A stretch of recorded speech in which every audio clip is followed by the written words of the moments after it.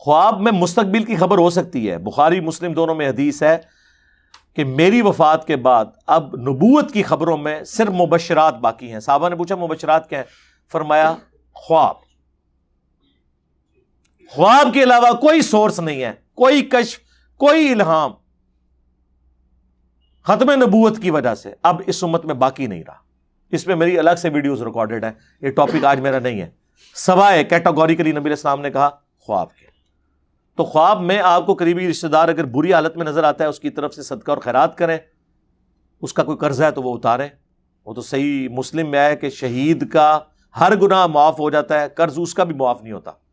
بخاری مسلم میں حدیث ہے نبی علیہ السلام کے سامنے مقروض کا جنازہ لایا جاتا تو آپ جنازہ ہی نہیں پڑھتے تھے جی.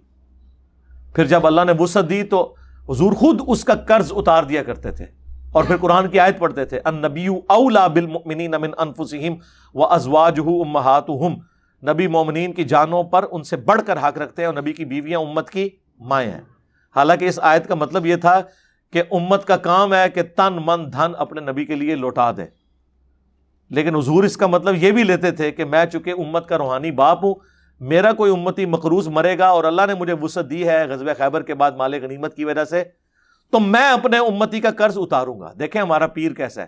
آپ کے پیر تو نذرانے بٹورتے ہیں آپ سے, ہمارا پیر وہ ہے جو اپنے مریدوں کے قرضے بھی خود اتارتا تھا. حالانکہ یہ وہ پیر ہے جس کے بارے میں اللہ نے کہا کہ تم نے اپنا تن من دھن اس کے اوپر لوٹانا ہے, اور یہ تمہارے ایمان کی بنیاد ہے. بخاری مسلم میں حدیث ہے تم میں سے کوئی مومن ہی نہیں ہو سکتا جب تک کہ میں اسے اس کے ماں باپ اولاد سب لوگوں سے بڑھ کر عزیز نہ ہو جاؤں. تو نبی علیہ السلام ہر معاملے میں خود رول ماڈل بنے ہیں. تو قرض اس کا اتار دیں. مرے ہوا بندہ اگر مقروض تھا اس کے لیے دعائے مغفرت کریں, اس کو نفع پہنچے گا, بخشش ہو سکتی ہے اس کی دعا کی برکت سے. قرآن میں حکم بھی ہے ربنا اغفر لنا ولاخواننا الذین سبقونا بالایمان. اہل ایمان کی نشانی ہے کہ وہ اپنے سے پہلے جو مر چکے ہیں ان لوگوں کے لیے دعائے مغفرت کرتے ہیں. ٹھیک ہے, تو یہ تو ہمیں قرآن میں حکم ہے. اصالہ ثواب کے 10 طریقے میری ویڈیو ہے یوٹیوب کے اوپر, کئی ایک ویڈیوز اس ٹاپک کے اوپر ریکارڈڈ موجود ہیں. لہٰذا خواب میں اگر آپ کسی کو اس طرح دیکھتے ہیں نا تو آپ صدقہ خیرات کریں. باقی یہ ضروری نہیں ہوتا کہ جو کچھ آپ نے دیکھا ہے ویسے ہی ہونا ہے. ویسے ہو بھی سکتا ہے, ویسے نہیں بھی ہو سکتا. جب تک وہ معاملہ اسٹیبلش نہ ہو جائے آپ کہہ نہیں کچھ سکتے.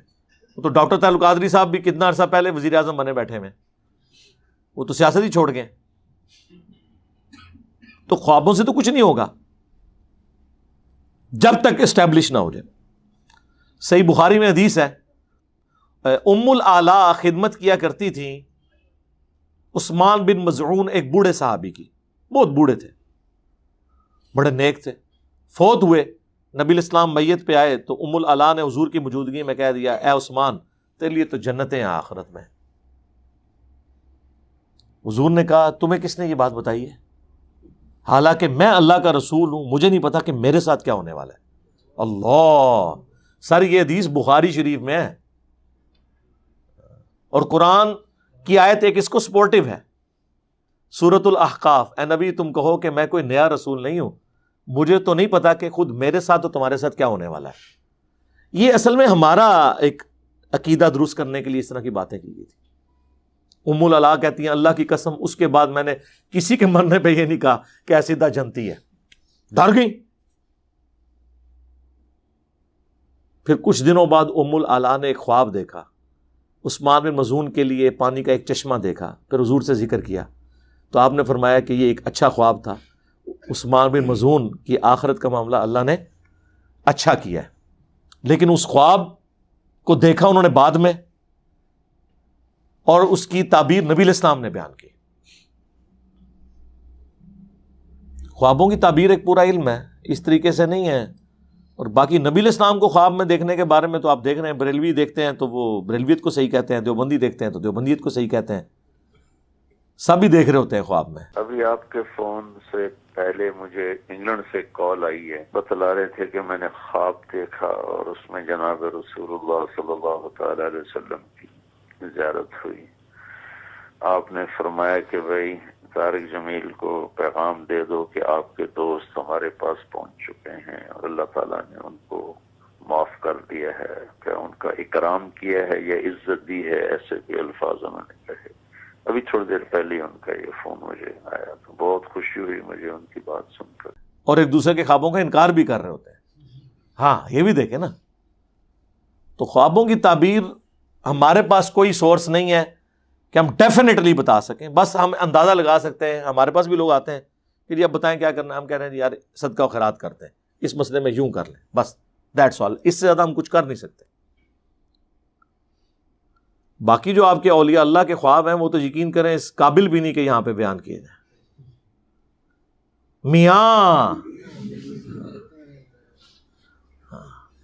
وہ ارواح ثلاثہ سے میں نے بیان کیا تھا نا کہ اشرف علی تھانوی صاحب نے کتاب لکھی ہے ارواح ثلاثہ، 3 روحیں، نام ہی دیکھ لیں، یعنی 3 مرے ہوئے بابوں کی کرامات، اور نیچے لکھا ہوا ہے یعنی کرامات اولیاء۔ اس کتاب میں آپ کو وہ کچھ ملے گا، بلکہ مجھے کچھ عرصہ پہلے طارق میر صاحب نے فون کر کے کوئی میرا کلپ دیکھا، ان کا یار واقعی یہ لکھا ہوا ہے کہ قاسم نوتوی صاحب مرنے کے 6 سال کے بعد دیوبند مدرسے میں واپس آئے، قبر سے نکل کے صلح کرا کے پھر چلے گئے، اور بیداری میں نے کہا ہاں جی لکھا ہوا ہے، کہتے ہیں مجھے تو نہیں پتا۔ تو اس لیے ہم ڈسپلے کروا دیتے ہیں، ہم نے نہیں کتابیں چھاپی ہوئی۔ جائیں پوچھیں کہ بزرگ یہ لکھ کے جو کچھ گیا ہے یہ کرامات اولیاء ہے۔ بریلویوں کا مردہ نکل آئے تو شرک، دیوبندیوں کا بابا نکل آئے تو توحید۔ پھر کہتے ہیں جی سعودیہ والوں نے جو بندی لگائی ہے، ہم پہ جھوٹا الزام لگایا کہ ہماری کتابوں میں شرک اور بدعت ہیں نا جناب، کیوں نہیں ہے؟ وہ آپ نے چشمہ دوسرا لگایا تھا نا، آپ کو صرف بریلویوں کی نظر آتی تھی، وہ اہل حدیث تو دونوں کو اوپر سے ایک نظر سے دیکھ رہے ہوتے ہیں نا، کہ کام انہوں نے بھی ڈالا ہوا ہے، کام انہوں نے، جس طرح میں بھی کہتا ہوں پابندی نہیں ہونی چاہیے، یہ غلط ہے، سلیبس کو چینج کروائیں، ریاض الصالحین شروع کروائیں، میری ویڈیو اس پہ پہلے آ چکی ہے، کام تو ڈالا ہوا ہے انہوں نے۔ اسی ارواح ثلاثہ میں لکھا ہوا ہے کہ جی ایک دفعہ رشید احمد گنگوئی صاحب نے مدرسہ دیوبند کے بانی جو ہیں قاسم نانوتوی صاحب، ان کو پبلکلی کسی جلسے کے موقع پر یا پبلک گیدرنگ کے اندر انہوں نے ان کو پبلکلی چارپائی پہ لٹایا، پھر خود ساتھ ان کے لیٹ گئے، پھر کروٹ ان کی طرف کی، پھر عاشق صادق کی طرح ان کے سینے پہ ہاتھ رکھا۔ یہ الفاظ اس میں لکھے ہوئے ہیں، یہ میں نہیں کہہ رہا۔ اور اب اتنا کچھ اگر کسی کے ساتھ ہو رہا ہو تو اس بیچارے نے بولنا ہی ہے نا آگے سے۔ تو قاسم نانوتوی صاحب جو مدرسہ دیوبند کے بانی ہیں، انہوں نے کہا کہ میاں یہ کیا کر رہے ہو، لوگ کیا کہیں گے؟ تو رشید احمد گنگوئی صاحب فرماتے ہیں کہ کہنے دو لوگوں کو، یعنی اگر میری زبان میں آسان کہنے دو، یہ تو ہے ہی بٹ دماغ نے، انہوں نے اتنا دماغ ہے کہ سوچن کہ بابے بھی غلط ہو سکتے ہیں، لیکن ان کو نہیں پتا تھا کہ آج وہ وقت آ چکا ہے کہ لوگ گلی گلی کہہ رہے ہیں کہ بابے تھے، شے ہی کوئی نہیں۔ دیکھو وہ جو المحنت میں لکھا ہے نا، ہم بزرگوں کی قبروں اور سینوں سے فیض لینے کے قائل ہیں۔ تو قبروں والا واقعہ تو میں نے آپ کو بتا دیا، وہ دیوبند مدرسے کے بانی قبر سے نکل کے صلح کروا کے واپس چلے گئے، اور اس میں تو الفاظ ہیں کہ وہ مولانا کہتے ہیں کہ جی سردیوں میں بھی ان کو پسینہ اتنا آیا ہوا تھا کہ ان کی وہ چادر، وہ سارا لحاف بھیگ چکا تھا۔ تو میں نے کہا حضرت آپ کی کیا حالت ہے؟ وہ کہتے ہیں ابھی بھی حضرت نانوتوی آئے تھے، مردہ قبر سے نکل آئے تو صرف پسینہ نہیں نکلتا، خواب میں نہیں، یہ بیداری میں۔ تو یہ قبروں سے فیض تھا، لوگ کہتے تھے سینے سے فیض، سینے سے فیض ہے جی۔ وہ ان کی طرف کروٹ کٹ کے لیٹے اور پھر اپنا ہاتھ ان کے سینے پہ رکھا، یعنی وہ کنیکشن انہوں نے بحال کیا، سینے کو انہوں نے فیض دیا، یا لیا تو نہیں ہوگا، ظاہر ہے وہ قاسم نانوتوی تو ان کے شاگردوں میں آتے ہیں، وہ ان کے شیخ ہیں۔ یہ تو تھی جناب پہلی قسط اس کی، دیکھو اس دے بھیجے۔ دوسری قسط بھی بیان کر دئیے یار، رہنے دیں، نہیں یار وہ پھر کہیں گے یہ بالکل اس طرح کر رہا ہے اور وہ کر رہا ہے، کتابوں سے کر رہے ہیں۔ چلے جی بلال بھائی کہہ رہے ہیں کتابوں سے ہی کر رہے ہیں نا، تو چلیں ہم کنٹرول الفاظ میں، وہ اتنے فلمی الفاظ تو میں استعمال نہیں کر سکتا۔ تذکرۃ الرشید ایک کتاب ہے جس میں رشید احمد گنگوئی صاحب کا تذکرہ ہے، یعنی ان کے حالات زندگی ہیں اور ان کے اپنے چاہنے والوں نے بیان کیے ہیں۔ اس میں اس کی اگلی اور سمجھ لیں آخری قسط ہی ہے، یا آج جو ہم بیان کر رہے ہیں یہ آخری قسط ہوگی ان کے لیے. اس میں اس خواب کا ذکر موجود ہے. یہ تو بیداری تھی نا کہ وہ عاشق صادق کی طرح لیٹے، اور قاسم نانوتوی کو بھی سمجھ آ گئی. انہوں نے کہا میاں کیا کر رہے ہو، لوگ کیا کہیں گے. اس کی اگلی قسط یہ ہے کہ تذکرۃ الرشید میں لکھا ہے کہ رشید احمد گنگوئی صاحب کہتے ہیں کہ میں نے ایک رات خواب میں دیکھا کہ مولانا قاسم، جن کو انہوں نے پہلے لٹایا تھا اور سینے میں فیض ٹرانسفر کیا تھا، وہ دلہن کی شکل میں میرے عقد میں آئی ہیں. جی جی جی جی جی وہ دلہن کی شکل میں، یہ نہیں انہوں نے کہا کہ میری دلہن اس شکل میں آئی، انہوں نے کہا وہ دلہن کی شکل میں میرے خواب میں آئیں، عقد میں آئی، خواب میں ہی انہوں نے دیکھا. اور اس کو آگے بیان کرنے سے پہلے میں بتا دوں کہ بخاری مسلم دونوں میں حدیث ہے کہ خواب کی 3 اقسام ہیں: اللہ کی طرف سے، شیطان کی طرف سے، یا نفس کی طرف سے. نفس کی خواہشات بھی بعض اوقات اس طرح سامنے آتی ہیں. جیسے عمران خان صاحب نے 2013 میں کہا کہ میں نے خواب دیکھا ہے کہ میں پرائم منسٹر بننے والا ہوں، کلین سویپ کیا ہے. اس وقت تو نہیں ہوا، بعد میں کلین سویپ نہیں ہوا، پرائم منسٹر وہ بن گئے.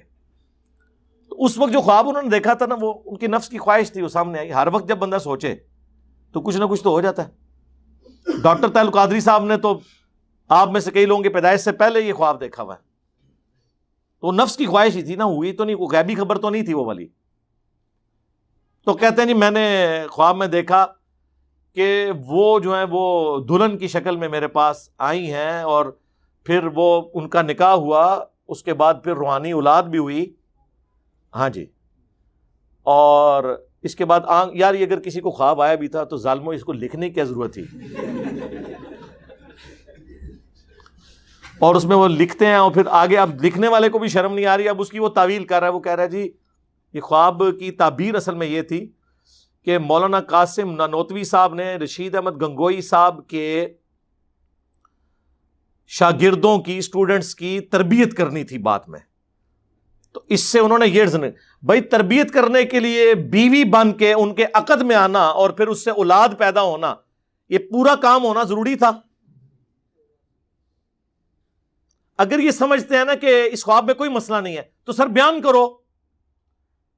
پوری دنیا کی دیوبند کی مساجد میں اگلی دفعہ یہ خواب بیان کیا جائے بزرگوں کی کرامات کے طور پر. بھئی جو چیز ہوگی آپ فخریہ بیان کریں گے نا. جس عقیدے سے آپ لوگ منہ چھپاتے پھریں تو صحیح مسلم کی حدیث ہم آپ پہ فٹ نہ کریں. گناہ وہ جو تیرے دل میں کھٹکے اور تو اس بات سے ڈرے کہ لوگ اس پر مطلع ہو جائیں. چلے آپ تشریح کے ساتھ بیان کرتے ہیں، لیکن ان کو پتا ہے کہ اب لوگ جو ہیں وہ بٹ دماغ نہیں ہے. لوگ تو پوچھیں گے میاں یہ کیا ہوا. اسی میں نے اپنے اسٹوڈنٹس کو کہا کہ ان کو آپ سمجھانے کے لیے پورا واقعہ لکھیں گے تو ان کا دل دکھے گا. آپ صرف لکھ دیا کریں میاں، آگے وہ سائن اس طرح، وہ جو سیدھی لائن اور نیچے چھوٹا سا ٹھمکا، ایکسکلیم ود جوائے یا ایکسکلیم ود سارو، وہ سائن ڈال دیا کریں. تو اب یہ چیزیں انہوں نے کتابوں میں چھاپی، ہم صرف راوی ہیں بیان کرنے والے. ان کا دین اس قابل نہیں ہے، ان کے بابوں کا دین، کہ اس کو یہ بیان بھی کر سکے. ہمیں کراچی سے اگلے دن اکیڈمی میں ایک کال آئی. تو کراچی کے ایک مفتی صاحب مشہور زمانہ لطیفوں والے، ان کے وہ نمازی بھی تھے، اور کہتے ہیں میں علی بھائی سے اتنی نفرت کرتا تھا، میرا بھائی مجھے کہتا تھا سنو، لیکن میں کہتا تھا میں نے سننا بھی نہیں. کہتا بس ایک ہی کلپ سنا. میں کہتا ہوں جی آپ ہمارا کوئی ایک کلپ سن لیں کسی بھی ٹاپک پہ، خواہ وہ فکر آخرت سے ریلیٹڈ ہو ہدایہ پورٹل کا، یا انڈرسٹینڈ اسلام میں بابوں کی کلاس والا کوئی کلپ ہو، یا مسلم اونلی کے اوپر اخلاقیات سے متعلق کوئی کلپ ہو، وہ کافی ہوتا ہے بتانے کے لیے کہ بھائی دین اس طریقے سے بیان ہوتا ہے ریفرنسز کے ساتھ. وہ کہتا جی ایک کلپ دیکھا اور وہ وہی تھا، قبر سے نکل کے صلح کروا کے واپس چلے گئے ارواح ثلاثہ. کہتا ہے میں تو حیران ہو گیا. تو میں نے مفتی صاحب سے کہا کہ اس طرح، تو مفتی صاحب نے کہا تمہیں منع کیا تھا انجینئر کو نہیں سننا. انہوں نے کہا جی میں نے چلے اب سن لیا، اب تو مجھے وائرس لگ گیا، اب اگلا علاج بھی کریں نا، پریونٹیو مینٹیننس تو نہیں، کیوریٹو علاج تو میرا کریں نا. کہتے ہیں نہیں اصل میں آپ لوگوں کو ان باتوں کی سمجھ نہیں ہے، اس لیے ڈائریکٹ نہیں پڑھنی چاہیے. اس نے کہا جی میں ڈائریکٹ نہیں پڑھ رہا, میں کتاب لے کے آ رہا ہوں, آپ مجھے سمجھا دیں. کہتے کتاب لے کے گئے ہوں تو آئمائشیں شروع کر دی. کہتے مجھے فوراً ہی اندازہ ہو گیا یار یہ تو بالکل کسی بنیاد پہ نہیں کھڑے. اور مجھے کہنے لگے مجھے نہیں, میں وہ فون سن رہا تھا, کیونکہ جب اس طرح کی باتیں ہوں نا تو میں کبھی ابرار بھائی کے پاس بیٹھا ہوں نا تو وہ اسپیکر آن کر دیتے ہیں کہ تاکہ میری بھی تھوڑی حوصلہ افزائی ہو جائے سن کے. تو جب انہوں نے اسپیکر آن کیا تو وہ کہنے لگے علی بھائی جتنے یہاں پہ اس کے جلسے ہوتے ہیں, پروگرام ہوتے ہیں, اس میں ٹاپک آپ کو اس نے بنایا ہوتا ہے. ان کی ویڈیوز ریکارڈ نہیں ہوتی, ویڈیو تو یہ صرف وہ ایک ریکارڈ کر کے چڑھاتا ہے نا. باقی جتنے عام اس کے دورے جدھر بھی ہوتے ہیں نا, آپ کو ٹاپک بنایا ہوتا ہے کہ اس فتنے سے بچنا ہے. تو اب آپ کر لیں میرے بھائی, اللہ نے اس وقت ڈیجیٹل میڈیا کی وجہ سے سارے فرقوں کی بنیادیں اکھاڑ کے رکھ دی ہیں اس حوالے سے کہ ان کی تعلیمات اس قابل نہیں کہ پبلک کو پیش کی جائیں. ہم دیکھیں ان کی تعلیمات ہم پیش کر رہے ہیں, دیکھیں ان کے بزرگوں کی کرامات ہم بیان کر رہے ہیں. آج تک سنا تھا آپ نے بریلوی صرف اپنے بزرگوں کی کرامات بیان کرتے تھے, دیوبندیوں کی تو وہ مانتے ہی نہیں تھے. ہم تو مان بھی رہے ہیں اور بیان بھی کر رہے ہیں. پھر آگے بتا رہے ہیں آپ بتائیں یہ بزرگ ہیں میاں, بس اس سے زیادہ ہم کچھ نہیں کہیں گے. تو یہ ایک علمی ایک بوجھ تھا, ہم نے اپنے کندھے سے اتار دیا. کئی بار میں نے کہا دوسری قسط ہے, لوگ کہتے تھے لیاؤ دوسری, تو بس وہ دانش دی موت ہو گئی ہے. ٹھیک ہے نا.